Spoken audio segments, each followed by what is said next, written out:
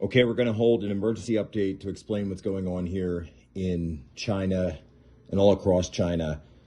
Apologies for not being in studio. Today is Sunday. It is November 27th. Advent has begun.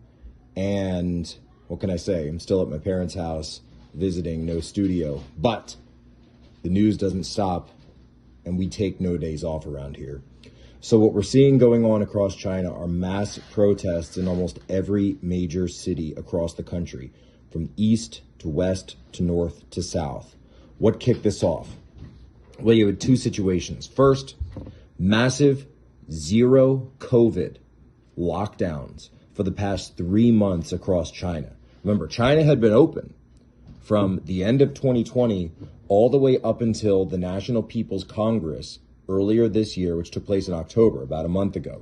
That was the coronation of Xi Jinping as the new preeminent chairman for life of the CCP. His COVID zero strategy is what created the new lockdowns. And people across China, if you go back and listen to our podcast, we detailed this, that municipalities, neighborhoods, local leaders were cracking down more and more and more, and they were competing to see who could show more fealty to Xi Jinping by cracking down the most and enforcing the strictest lockdown. It became a sort of challenge and a test of fealty of the local CCP commissars to see who could get away with the most stringent lockdown. People in some cases were locked up for 3 months. Well, all of this came to a head in the city of Urumqi, or in Mandarin, Wulumuqi, which is the capital city of Xinjiang province. Yes, that Xinjiang province. What's going on over there? There was a fire on Thursday. An apartment building where the people had been locked up for 3 months caught fire. Emergency crews couldn't get in, people couldn't get out, and we're hearing that as many as 12 people burned alive. They were locked in by the CCP and they were burned alive. This movement, that was the spark that set off this movement across an entire country of anger over the past 3 months of protests and lockdowns. Now they're rising up.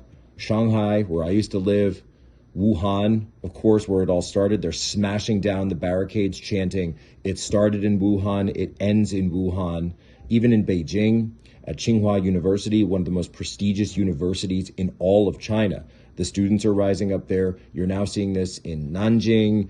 You're seeing it all across the entire country. University students, regular people, people that use the internet, they're all over the place demanding an end to these lockdowns, and in some cases even calling to take down the CCP. They're actually saying the words, "take down the CCP" in Mandarin. 中共下台, 中共下台, take down the CCP.